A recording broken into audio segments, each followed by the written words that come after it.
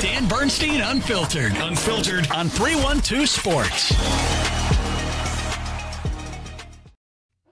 Dan Bernstein Unfiltered on 312 Sports, a Gamut podcast. I am Dan Bernstein. Good job. Thank you. And Way I am to go. unfiltered. Very proud of you. And that is Bada Badacola. I pointed, you spoke. See? It worked perfect. That's high-end stuff right there. It was great. It's high-end. And on today's show, I want to talk a little bit about what we as football fans cannot escape. No matter what we do, it seems to be our lot in life. It is now sort of part of our lives, and there's nothing we can do about it. We'll get a Cubs reality check. Yes. I think just get a view from above of where we are with the Cubs right now with everything that's going on and talk about what's important for them. We had a little Jay Cutler incident that was is worth noting, and the real truth about Cracker Barrel. When's the last time you've eaten at a Cracker Barrel? We'll talk about it. Fort Wayne, Indiana, 1992. No, yeah, 92 or 93. Okay. Fort Wayne, Indiana. All right. So that was the last time I ate there. Wasn't bad. Really wasn't. We had a date night there earlier this year. We did? My wife and I. Oh, my wife and I. Cracker Barrel Cracker date. Barrel. Yeah, absolutely, right. dude. Yeah, we Okay. got the one in Gurnee. We get up there. It's not bad. It's pretty. You know what I really like to go there for is the gift shop. I'm a gift shop guy. Say hi to old Uncle Herschel out on the porch. Out there, a Whitland. A Whitland. Damn Cracker Barrel. Bushwhackers, Cracker out of Cracker Kroger. All right, well, that's not for now. No, That's it's for not. later. It's not No. why you called. Here's what we can't escape. What can't we escape? And correct me if I'm wrong on this one, but allow me a little latitude here, Council. You saw the news yesterday that the NFL now has decided to relax what had been known as the Tom Brady rules because, for some reason, Fox gave Tom Brady $375 million over 10 years to be bad at analyzing games. I don't know if it says so in the contract that he's required to be he's bad. supposed to be bad. Yes. But he's just not good at it yet. And maybe now they're thinking that part of the problem was he wasn't allowed to be part of some of the production meetings with the teams because he's an owner of a team. And usually these very special opportunities given broadcasters are that the broadcasters are objective, that they're not considered in any way getting any trade secrets or competitive advantages by going into another team's facility. And Tom Brady was prevented from doing that because it wouldn't be fair. And that made perfect sense. I thought this was the kind of move by the NFL that I think other teams would say, all right, good. I think fans can understand it. But now, maybe to help prop him up as a broadcaster, Tom Brady is going to be allowed in these production meetings. So this is just another data point for me to come to a realization of something that's been bothering me as a football fan and observer, and I want to get really excited about the NFL season. I am excited about the NFL season. Yep. You know it from this podcast. You know it from Forward Progress, a Chicago Bears podcast. This is a time for optimism and excitement about football in the NFL.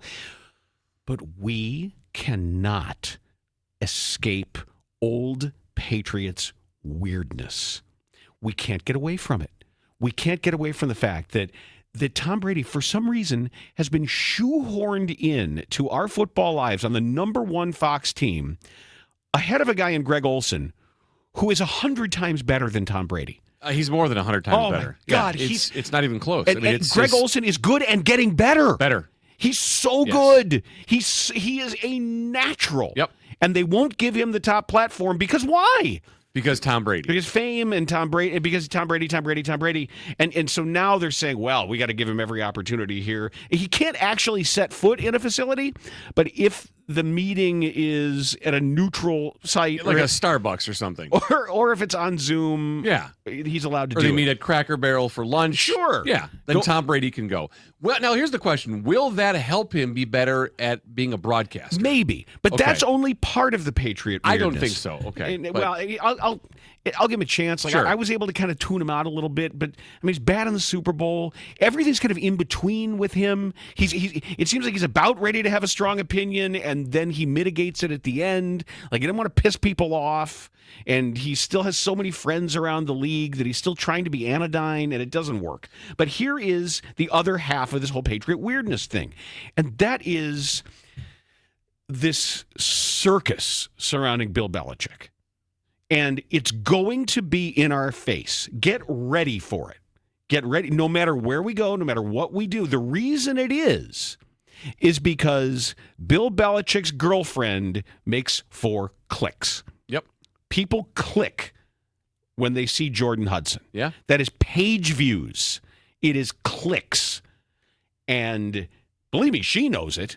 And did you see that she's trademarking Gold Digger? As part of a brand? Didn't. Wow. Okay. Well, Yeah. Good luck. But That works out. and that's okay with him? Yeah. That's all right with him, that she's trademarking Gold Digger. The whole thing's weird. I mean, Oh, the entire situation is weird. The entire relationship is weird. And why couldn't they? And I say this as a Chicago Bears fan, in 1985. Why couldn't they just like go away? There's Just fade away and enjoy the resume and the history you built in the NFL. There is absolutely no reason why Tom Brady should be in a broadcast booth as an owner of an NFL team. No, period. no, There shouldn't be. And the fact that they're going above and beyond to make exceptions for him is insane and really non-NFL like. I get tired of all of the old Patriot weirdness. Granted, dynasty, they ruled the NFL. But that's over now. It's done. Give somebody else a turn. Yeah. And it's not going to be the Dallas Cowboys. See, this has been a really good choice that I've made. As much as people feel inundated with Cowboys stuff, where in the middle of a baseball pennant race, you get one of the national screaming shows. Is Dak Prescott elite? What is Dak Prescott's legacy? I don't care. Well, and then there's the Cowboys documentary or the series that's out right now. I haven't started, but that's being thrown in our faces. Well, they've become it really is an amazing thing that I said this 20 years ago about ESPN, where I said ESPN used to be a sports network with great marketing. Uh-huh. And it turned into a marketing business that happened to have sports. Similarly, it seems like the Dallas Cowboys went from being a football team with great marketing to a marketing company that happens to have football. Yeah. And it's amazing how it's paralleled, and yet it doesn't affect me because I don't watch the screaming shows that are designed for airport bars. And really, that's the best. Just airport bars. But it really is. Yeah. That's the best way to think about it. Yeah. Whether it's your sports bar with too many televisions to even comprehend what's happening around you, and everybody's looking at their phone anyway. One of the great ironies is that everybody goes to the sports bar where no matter where you look, there's a television, and everybody's looking their down. phones. Everyone's looking down at their phones. Well, that's just today. It's amazing that way. But so if you think about it as hotel lobbies, airport gates, airport bars, that's what that's designed for. And it just doesn't. It's not part of my world, so the cowboy stuff doesn't bother me. It does bother me that I've got to, and I don't. They say, "Well, turn the volume down." No, I'm not going to turn the volume down on a game. I'm just not. It's within your control. Why don't you just turn off the? Because I don't want to sit and watch a silent football game. Right, that's weird. And sure, I'm sure I could watch the Spanish broadcast or something, but I'm not going to do that. So I know he's going to be there. I know it's going to be part of my football life. And the Belichick thing, I'd be lying if I said there wasn't a little bit of car wreck morbid curiosity about some of what's going on there because of the overall weirdness, whether it becomes something like Rasputin and the Tsar, or like Weekend at Bernie's. I'm leaning more towards that direction. Right? I want that. I want to see that happen. Or is he really enough of an evil genius that he's masterminding all of it? Now, that is a possibility that Belichick knows everything that's going on. He's like, well, watch this. You want me in here to generate some clicks and make this all matter. You want to generate money? We'll get money. We'll buy all these players, and who knows? Because I don't think he's an idiot. No, I don't think he's an idiot either. But I don't. It's weird because it goes against everything that he showed us in New England. Everything in his control. Yeah, it's very opposite of what tight. he was and what that was for so long. But somehow, free us from a football experience that always remains shadowed somehow by old Patriot weirdness. Yeah. The OPW is following us around and haunting us in some way. It really is. It's like a poltergeist. Right. It's like something it just nags at you a little bit. And Tom Brady gets the biggest platform and all these opportunities and all these conflicts of interest for no real reason. Yeah. I understand if he's great at his job. Is there evidence that he drives viewership? Did more people watch the Super Bowl to hear him stumble through analysis? I don't think so. I'd be curious to hear the conversation that took place that eventually made that happen. $375 million for somebody who isn't anywhere near as good as Greg Olsen. Not even close. But it's just like, is it just because of the history of his play? That's all there is to it. And but that doesn't motivate you to want to listen to the games and watch the games because of him. You watch the games because you love the NFL. It's just that simple. But shouldn't programming be more concerned with what's the quality of the product? At the time, because it's not like we need help with these broadcasts. Joe Montana had one season on the mic. Well, Joe Montana, at the time, the Tom Brady. Right, but that was probably too long. But they brought Joe Montana out there, and it was crickets. Yeah. He never thought in his head. Right. That was one season was too long. There's nothing there. But it wasn't like they said, you know what, we're really struggling for viewers. We really need to You're the NFL. Help. Right, you're the NFL. You don't need help with anything. Make it the best possible product. So between all of the genuflecting at the altar of Tom Brady and all of this sort of side glancing at whatever is going on in Chapel Hill with Bill and this succubus that comes in at night and does things to it's him. only going to get worse, imagine. you know that. I mean, of like, course when will College Game Day be there? Oh, God. Really? Another thing that's not on my radar at all.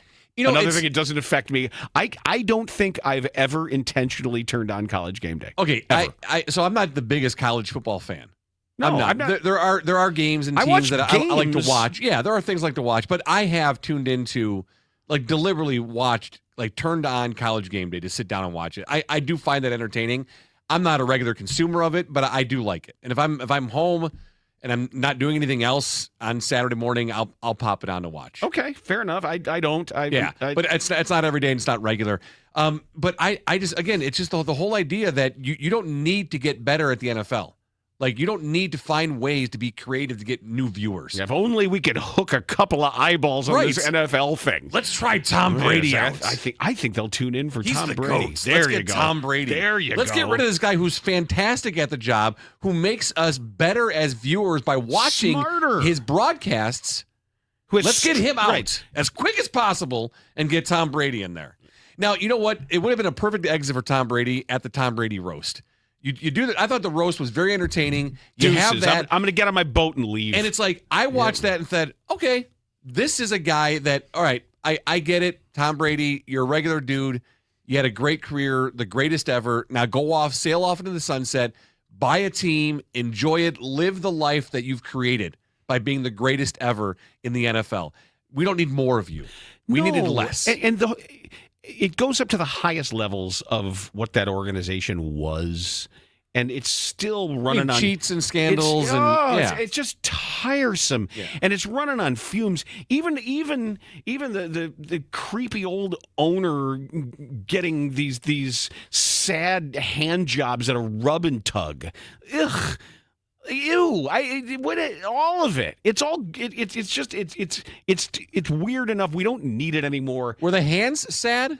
Or was the act sad? All of it was sad. Okay, the whole thing was sad. And what was it called? A Happy Tea Garden or something? I have no idea. There was some happy endings or something. Yeah, they deflated his balls at the end. That's Maddie. This is Dan Bernstein Unfiltered. And if you're waiting for Sunday... OPW. I forgot. I'm going to jot that. Old Patriots Weirdness? Yeah, Old PW, because that replaces OGB. Anyway. Has to. If you're waiting for Sunday to start betting, you're missing half the fun and half the money. College football's already cooking. I was actually looking at some of the games that are coming up this weekend. There's a biggie. That Texas-Ohio State thing. Is that 11 a.m. kickoff time? Yeah, get up, get rolling with that thing. Cubs got their asses kicked last night. Yeah. And it was an ugly night for Colin Ray, ugly night all around, bad offense, bad defense. And I'd never seen a throw hit a guy in the head before. He hit me in the head and bounce away from everybody. I had to rewind that to make sure I saw it correctly. You saw it right. Yeah, so it was. And before we sort of get into the Cubs reality right now, I was a little mad that JD and Booger they're stealing my bit, because here comes whoever it was with the high pants, and JD had the Freudian slip of saying he meant to say he's got the Hunter Pence thing going on, and they say he's got the Hunter Pants thing, and then they laughed, ha ha ha, Hunter Pants, underpants. Like, yep. Yes, I've been calling him Underpants for 10 years. That was my nickname for him. Robbed, stolen. Yes, come on, JD. Do better. If it's anybody other than Steve Allen, tell him he's stealing my bit. Yeah, maybe JD can become as good as Tom Brady one day. We'll see. Oh, someday. Hopefully he can get to that level. Yeah, get the work in, man. Please do it. And we had a bit of a change in a standings format that I like to look at. Yep. And it's called Clay Davenport's Adjusted Standings, third order record. And what that is a fancy way of talking about Pythagorean record, which is a fancy way of talking about what your record should be based on the runs you've scored and the runs your opponents have scored. Runs scored, runs allowed, and then you come up with a number.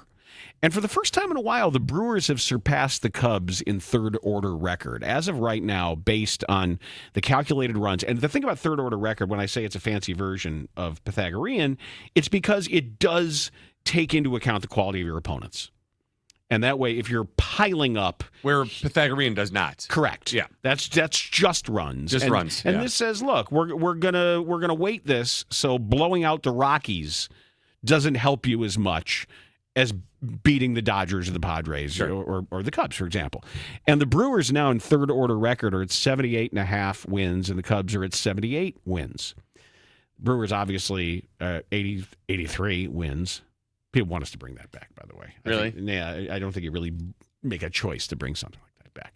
But I found it notable that with looking at the remaining schedule, and these games that they're dropping to the Giants were part of that easier remaining schedule, because the Giants, after that hot start, have cooled to right about where they should be, slightly under 500. Oh, no, they've been terrible since the All-Star break. Or no, since the trade deadline. Yeah, they've been terrible since the trade deadline. And then, of course, they lose to Verlander 2 nights ago, and he's had a terrible season. Yeah, but that's your doppelganger. Yeah. And he looked terrific. Yeah, he did. He looked fabulous. That he threw one breaking ball that dropped like 7 feet. Where that was like a holy shit. He struck somebody out early. Might have been the first inning. Hell was that? Yeah, I think it was the first inning pitch. I think it dropped 4 feet. Well, and he swung, missed, and I think I can't remember who it was, but Matt Shaw got abused in the first. Whoever it was in the first inning, I said, wow, I didn't know Verlander still had that in him. That really surprised me. He looked great. And he looked really good. And the Cubs sucked. And the Cubs have got to start hitting the ball out. Nico did his part. Well, we motivated him. Let the record show. We used to call it the Bernstein kiss of life. Yes. There it was. Mwah. Yeah, we talked about it. I said he swings a really fast bat, got a really fast swing. And you said, yeah, no pop. I'm like, yeah, absolutely no pop. He goes up and barrels one last night. A swing and a drive. He's 1 for 1. Deep and then, to left. Like, gone. The second he hit it, I was like, oh, that's gone. Yep. Home he run. knew it. Yeah. Yeah, he came close to maybe kind of half, like the facial expression said, "Oh, I got that one." But you are in, the marine layer, the heavier air. He should know what he grew up there. But he's like, "F you, Dan Bernstein, Unfiltered. Take that. Here's your filter. I'll give you a filter." Real quick before I forget, the Pythagorean. You know who's still the unluckiest team in baseball? Sox. Yes, the White Sox. Yeah, yeah. They should be 10 games better. Last year they were bad, stupid, hurt, and unlucky. This year, they're just bad and unlucky. Yeah. Well, which is good. That's improvement, though. I agree. That's why 100%. That's why I told you for sure they would have a better record this year than last year, just because so many things went wrong last year. The Cubs right now, per Fangraphs, have a 7.2% chance to win the division, sitting 6.5 games back of the Brewers. That's higher than I thought. 7.2. It's higher than I thought too, but I think some of that is projected maybe with opposing record, and which gives them a 6.3% chance, however that works, of clinching a bye, and a 92.3% chance of clinching a wild card. But it can't just be a wild card. It's got to be, for their purposes, correct, be the wild card. And I believe me, no worries if you're like, oh, what's the playoff format again? How does it work again? They have to stay the number 4 seed in the National League. They have to. They cannot slip out of that position. Right now they have a what do they have? They have a was it 1.5 game lead on the Padres? The Padres. Yes. They currently have the 3rd best run differential in baseball. I mean, so stay in that number 4 spot, host the Padres, and then the winner of that 4-5 gets the Milwaukee Brewers if they stay on top with the best record in the game. And there's your chance. You want redemption? You want your redemption right there? It's right in front of you. You're talking about not having a head-to-head anymore for the remainder of the season. Right, there it is. Have it there. Yeah. Whew. Go to Milwaukee, win those first couple games, start that series off. But yeah, get past San Diego first if that remains the same. And I know, again, people are so concerned about it. I was upset. I was upset when the Brewers started to run away with the division. They had a 10-game lead, a 14-game win streak, and it didn't seem right because this Cubs team and their offense felt so special the first half of the year.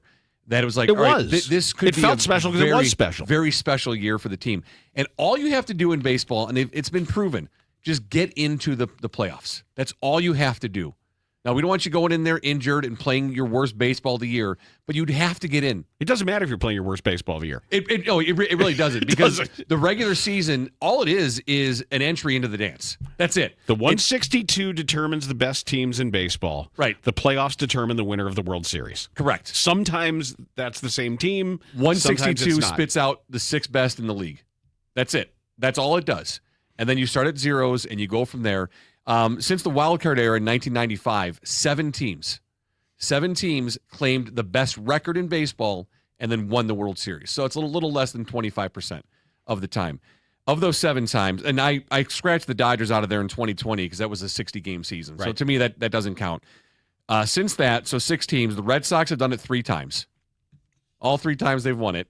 They had the best record in baseball. The Yankees 2 times and the Cubs 1 time, of course. So it doesn't matter. The Brewers can go on, and I love the piece I saw from our old buddy Jesse Rogers, ESPN, that the headline was Welcome to Milwaukee Community College. Because that's what it is. And that kind of branding doesn't win a championship. It doesn't. It doesn't win. You can have a miraculous, wonderful, unexpected, way above expectation regular season. That kind of stuff doesn't win playoffs, doesn't win the World Series. You know what wins the World Series? Home runs and strikeouts. Yeah. Strike everybody out of the other team and hit more home runs. Yeah. Ball go far, team go far. Yeah. Anytime the Cubs want to get back to hitting all those home runs, please do. That'd be fine. Anytime. That'd be fine. And usually, I think when you hit a 3-run homer, there's like a 70% correlation with victory. So there's nothing wrong with feeling good after Nico hit that shot. Oh, yeah. Like, okay.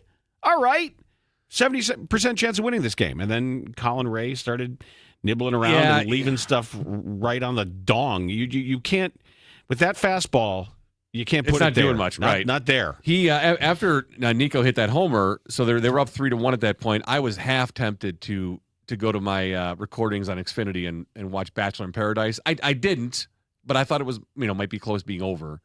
Because, you hit that 3-run homer and 7 times. Bachelor in Paradise, your first choice? Well, that's what I have in recording right now. Okay. Yeah, and that's a show we watch together. You know what I was flipping with for the Cubs game last night? Huh. The Town. Oh, God. I watched that a couple weeks ago. Oh, my God. Yeah. It's so good. You've probably seen It's so Good. You've seen the meme a lot where Ben Affleck walks into the room to Jeremy Renner and says the whole thing, and all he says is, "Whose car we taking? Whose car we taking?" We're gonna hurt some people. One of the best. Whose car we taking? One of the best scenes. Oh, Jeremy Renner just steals that movie. I mean, he's just you can't take your eyes off him. All right, so the Cubs sit at 76-57 right now. So they're 14 games away from 90 wins, a 90-win season. Okay, good year for you. They have 29 games to go this afternoon against the Giants. Then they play at Colorado. They host Atlanta, Washington. Then they go to Atlanta. They host Tampa Bay, at Pittsburgh, a 4-game series at Cincinnati. They close out at home with the Mets and the Cardinals. That's 29 games. This is right now threatened for the division at a minimum. Make it a race. Yeah. Make it a race. So 96 wins is a possibility. It's a hell of a year. So that's 20-9 in these last 29 games. That's a lot. Okay. It's a lot to do. And they've been, relatively playing slightly above 500 baseball as of late. Anything around 500 is unacceptable with the quality of this team. It's completely unacceptable. They have to get at least, I don't know, at the worst case, 19-10. I think it's going to be a massive disappointment 18-11 if they're not the top wild card. And even that is moving the goalposts. Even that is bringing expectations down. Quite a bit. They were the best team in baseball at the All-Star break. Yes. And they allowed the Brewers to just draft up on them like a race car and blow right by. That was just something special. I mean, that was, I hope they enjoy that in Milwaukee because you can celebrate the great regular season y'all had because that's where it ends. I want to let you know, too, you're saying, why aren't they talking Bears? Well, we are going to talk Bears in depth. We're going to ask you that. We're going to talk about the roster, we're talk about the waiver claims, and do a whole lot more when you dial in Forward Progress, a Chicago Bears podcast, because we are doing more than just Dan Bernstein Unfiltered here on 312 Sports. If you're new to everything that's going on, we are a brand new sports podcasting network here in Chicago, here Hubbard Broadcasting. We are in these custom-designed studios in Prudential 1. It's great. Prudential One. It feels like a Prudential One. Because we got, and I kid you not, over this wall is the Drive 97.1. Right behind us. And by the way, I'm on most Mondays and Fridays 8:15 a.m. with Sherman and Tingle on 97.1 The Drive. It's instead of 2 idiots, it's 3 idiots. Mondays and 2 Fridays. idiots and one really big idiot. Well, which one's which? And on the other side is the mix. Yeah, so you drive the mix. And we're in between, functioning as... It's like a sandwich. Yeah, and we're... It's a 312 Sports sandwich. Essentially... No, don't. Don't do it. Don't do it. That was an accident. Oh, I don't want to... No, I don't want to... Don't do it. I'm not going to. I won't. See, we don't own the rights to the song. I know. That's what made the whole bit. Chicago Sports Sandwich. The one of the worst bits of all time. Yes, you're welcome. But the song, yeah. Oh my God, yeah. Rusty Scupper, he nailed that. I was thinking it when the guy threw the sandwich at the federal agent in Washington. By the way, they couldn't return an indictment. That wasn't Bill, was it? You said, I thought it was Bill on Capitol Hill. It should have been. Bill would have thrown something more dangerous than a sandwich. Yes, it would have been like a Molotov sandwich where he would have lit the lettuce on fire and thrown it at him. But I thought of Chicago Sports Sandwich when you did that. Or like Washington Sports Sandwich. Yeah. That was the song that made the whole stupid bit like entertaining. Times. It was so bad. So bad. What an did we do it more than once? No. Or was it just one time only, right? The FCC said no more. Oh, really? They came down on us? Shut us down. I think. Like the origin of it was so great though. I thought it started from the steak and bacon sandwich. Yes, it did. That's where it all came from. Waffle House. Right, where the steaks were the bread and the bacon was the filling. Yes. So I ordered 2 of the steaks, whatever they were, and then put the bacon in between, covered it in A1 steak sauce. What more do you need in life? And did I stand on the chair and eat it, or did you stand on the chair and applaud me? I stood on the... It wasn't a chair, it was the sober, booth. By the way. It was the yellow Formica... Totally sober. Oh, entirely. And I stood up and gave you a standing ovation. Because it was the steak and bacon sandwich. And it was pointing, like, ladies and gentlemen... He's created the steak and bacon sandwich. And then we turned that into a terrible bit. So you are welcome, Chicago. There you go. That's what you get here from Dan Bernstein Unfiltered. I get this email yesterday. No, it was a text. Russ Armstrong of Chicago Window Guys sent me a text, and he said, here, play this voice message. And I kid you not, it was a voice message from an immensely satisfied customer who heard this show and decided to call Russ. And he's like, boy, you called me back. Everything is, you take care of everything. It was exactly what you've said. I couldn't be happier. So you should do the same thing. You should get windows from Russ Armstrong and Chicago Window Guys. Because when I tell you this, and then you say, oh, well, it actually happened as you said. Yeah, that's the whole point of this. When I say no subcontracted labor, it's Russ's crew that comes to your house. The same people that installed my windows will install yours. These are custom made locally here in Chicago. Russ will give you the estimate, and he'll match any price. So that way, when you say, well, Big Window said it's buy one, get one free or 50% off, it's not really. He'll tell you why and how, and he'll give you the best product with the best price guaranteed. Call him. Write this down, 847-302-9171, and check out all his 5-star reviews at ChicagoWindowGuys.com. When you're getting quotes, ask the sales rep. When it's not Russ, just say, hey, who's installing my windows? And they'll say, window installer people, because they don't know. They use subcontracted labor. Russ has his own crew, his people. You know your windows are going to be installed correctly the first time. So whatever you need before winter comes, you want to save a bunch of money, you can. Keep that heat in your house. 847-302-9171, ChicagoWindowGuys.com. Yeah, Russ is our guy, and I love the idea of Russ's crew. I just think of like immediate like hip hop, like boy band. Russ's crew, his crew, or it's KREWE, and it's like a bunch of people at Mardi Gras. Oh yeah, a giant float. Or they could be Russ's Crews with a Z, and they come out and install your windows. You also mentioned Big Window. We need to keep the current administration out of Big Window. They don't need to be involved. No, because they've taken over big landscaping. Right. We know They're that. too busy mulching. We're going to talk about a former Bears quarterback, but first I have a little trivia question for you. Oh. I went thrifting yesterday. Okay. And the reason I went thrifting was I need to set up my home backdrop for when we do these shows from our home bases. So I have a shelf, but I needed a little bookshelf above it to put all my tchotchkes there. And, the books and stuff that all the trolls are going to go through. And say, what book is that? Birch didn't really read that. He's a virtue signaler. Look at that. He's got all these virtue signaling going on there. I knew it.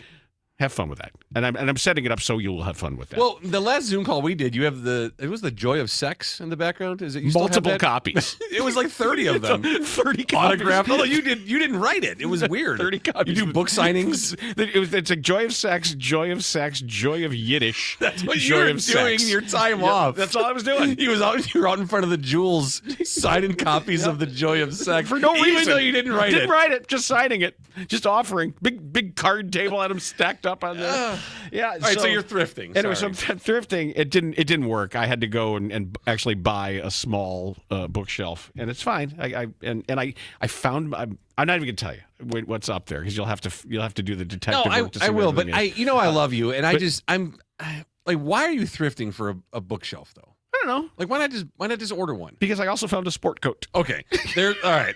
So let's get to the real. And it's a nice one. So you were out looking for clothes yesterday. No, I wasn't. And you happened to see. Okay, you got to keep me. You got to keep me out of Goodwill. You were clothes shopping. You got to keep me. I'll buy everything. Let's be honest. You're clothes shopping. You look over to your right and you see a bookshelf and go, "Oh, that's right. I need a bookshelf also." Jason got me into wardrobe. this. Jason got me into this because thrifting. He goes to buy. He looks for values in shoes. He's in college. And he's a college kid. He buys weird jerseys. He got like a Sixers Ben Simmons jersey. He's got all of these off jerseys. He's in college. He should be doing that. So I bring this up. You're a grown man. There was one Bears jersey at Goodwill. What was it? Oh, Rashaan Salam. No. Oh. Ditka. It was not Ditka. At a Goodwill? No. Okay. Think of something that was mass produced and there's no market for it. Which now makes it kind of cool. Mass produced, no market for it. Don't overthink it. Too late. Mitch. It was a Mitch Trubisky. Oh. Mitch, I thought it was Mitch. Overcommunicate. I didn't know he played. No.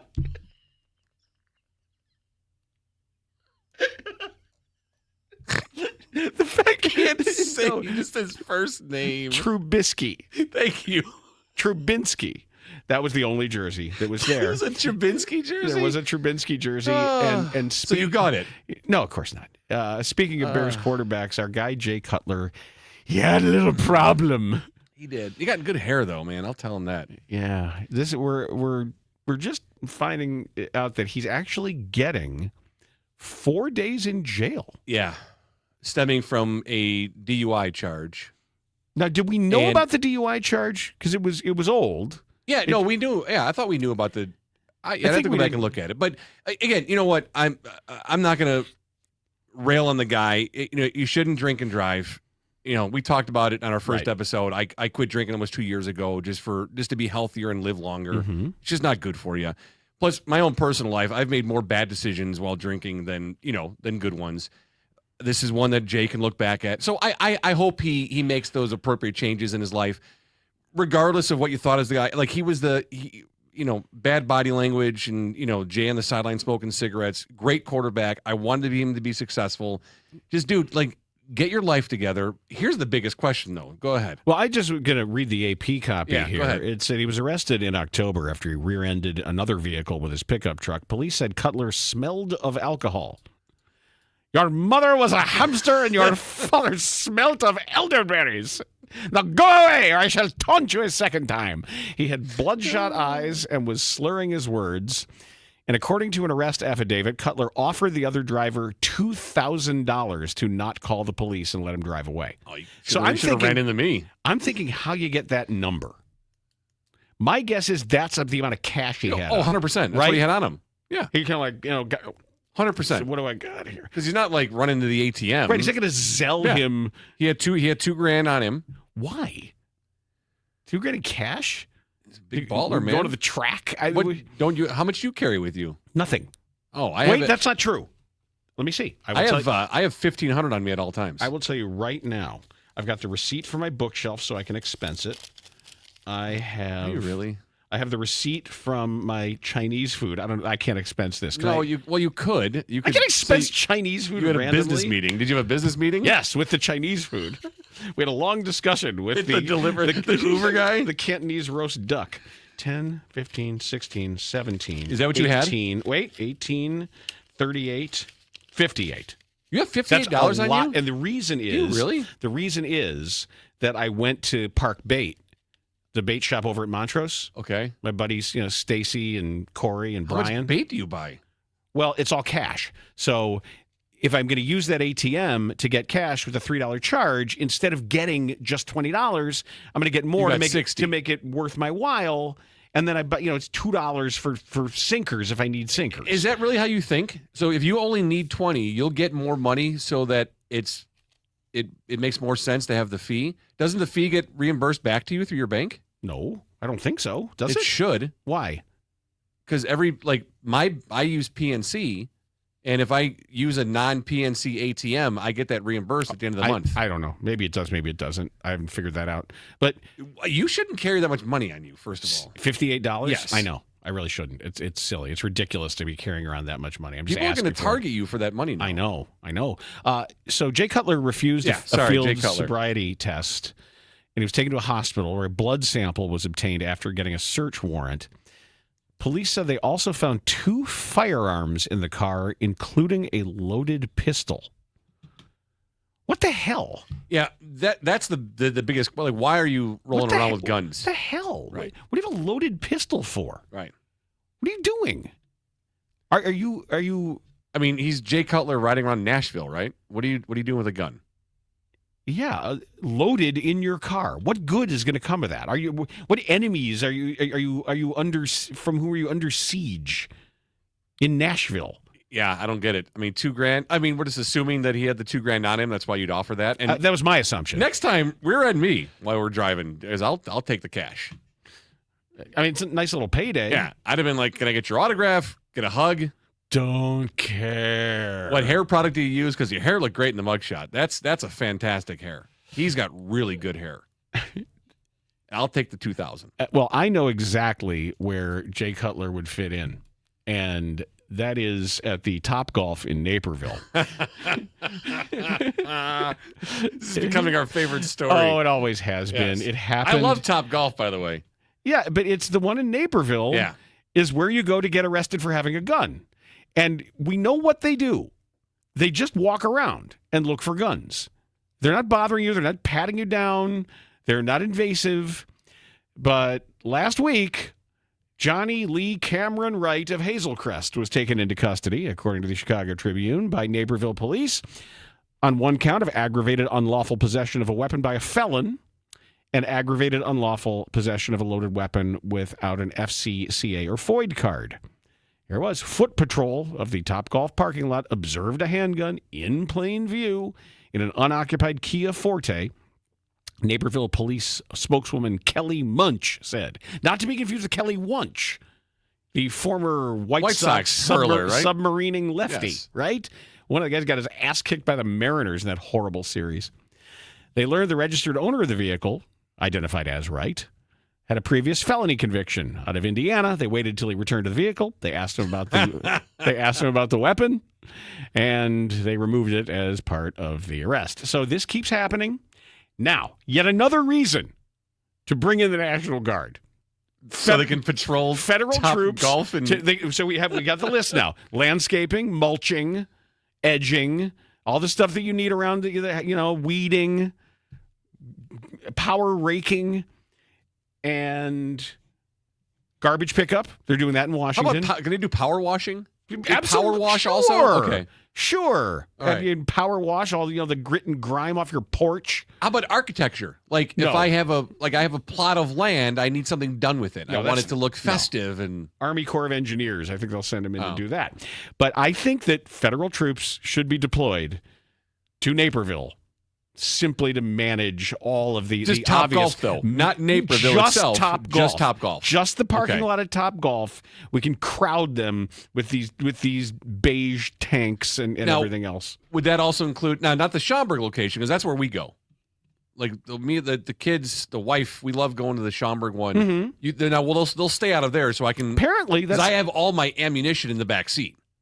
That's cool. I carry all my grenade launchers. How many do you have now? Yeah. Well, we just got another one last week, so Good. We're up to 12. Good. You can't have too many. Yeah, the rocket launcher. Although whenever I always hold it backwards. It Yeah, always shoots the wrong way. That sucks. And you go, oh, I did it again. Blew up the neighbor's house again. I always do this with the rocket I was launcher. showing the kids how to use it in case, things break out. Something happens in Libertyville. Pop off at any time. Yeah. You stay away from my house. You're not taking my guns. Right. And rocket launchers. No, from my cold, dead hands. We'll pry some of that stuff.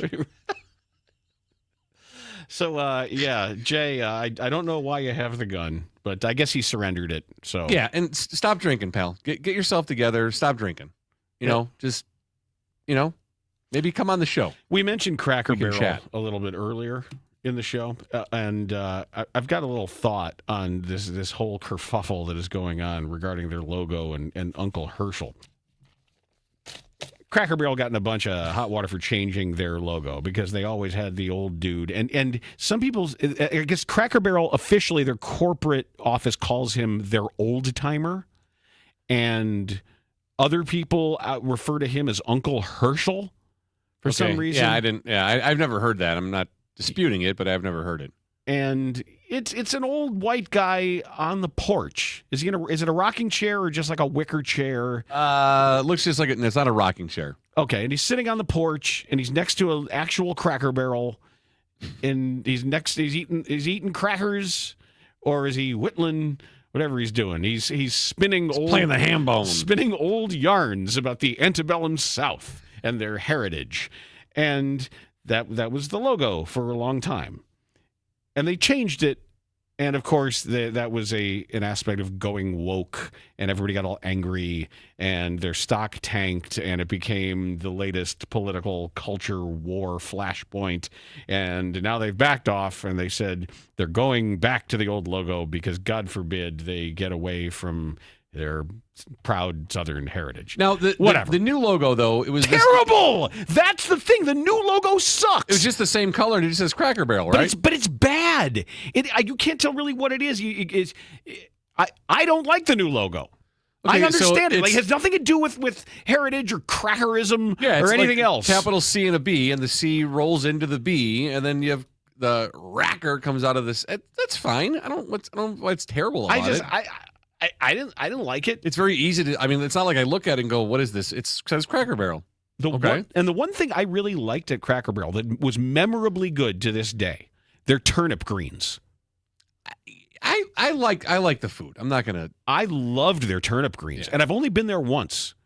And that's the only time you've only been there one time ever. I've only been there once. Really? I've only been there once, but I remember the turnip greens, and I had just I just lived in North Carolina for 5 years, so I knew from collards, mustard greens, turnip greens. So you knew the good stuff, and those were good. They had real smoked ham hock in them. And those were legit. They still do. Those were legit greens. Oh, they do? Okay. They still do. All right. Yeah. Like that was one. Everything else, I don't. Oh, and the other thing I remember, and this, you talk about what really is going to make people mad. They had something there called their peg game. Oh, yeah. They still have that too on the tables. And it's golf tees on the tables. Yep. And I grew up playing a game called High Q, where it's a similar jumping game when you try to get it down to one in the center square. Okay. There's a lot more than just these. There's a formula that you can memorize. And actually, there was a server there when I was there the one time that taught me the formula. I've since forgotten it. But she's like, this, and there's a series of moves, and you picture it visually, and then you can solve it perfectly every time. Okay. And I liked it. And what I also liked was what it said. Do you remember what it used to say on their peg game board? I don't. Okay. It said, what was it? I'm trying to remember exactly what it was. Here, leave only one, you're a genius. Leave two, and you're purty smart. P-U-R-T-Y, purty smart. Leave three, and you're just plain dumb. Leave four or more, apostrophe, M-O-R apostrophe N, and you're just plain ignoramus. Spelled ignoramus, M-O-O-S-E, right? But they changed that. Oh, they did? If you leave three or more, don't be embarrassed. Try again. And they misspelled embarrassed. That's the best part. They forgot an R and embarrassed. But the fact that they had to change that, but I agree with them. If you leave three on that board, you're an idiot. You are just plain dumb. Yeah. Why the outrage? Why the outrage over the logo? You know why. You know why. What? Well, it's the same thing as taking down the Confederate monuments. You know why. Yeah. And everybody else is pretending that it's something other than it is. The amount of bad faith that goes on in all this. Well, we're not standing up for the antebellum South, but it's our heritage, and that's what makes us proud. How dare you take the old white cracker croaker off of there? Fine, whatever, man. Yeah, whatever. It's just, but I agree. If you were just saying which logo's better, yeah, the old logo's better. The old logo is a better logo. I think the new one's fine. It gets the job done. It's not like you're not going to go into a Cracker Barrel with a new logo and think you're in Taco Bell and like, oh, I'm in the wrong spot. Damn it! This always happens to me. Or this isn't Olive Garden. But yeah, I can't believe you've only been there one time. Only one, but you should go. Like the whole thing with the front gift shop and all. Yeah, I love the gift shop. And I bought something. They have great candy there. You know what else they had that I bought that I loved? What?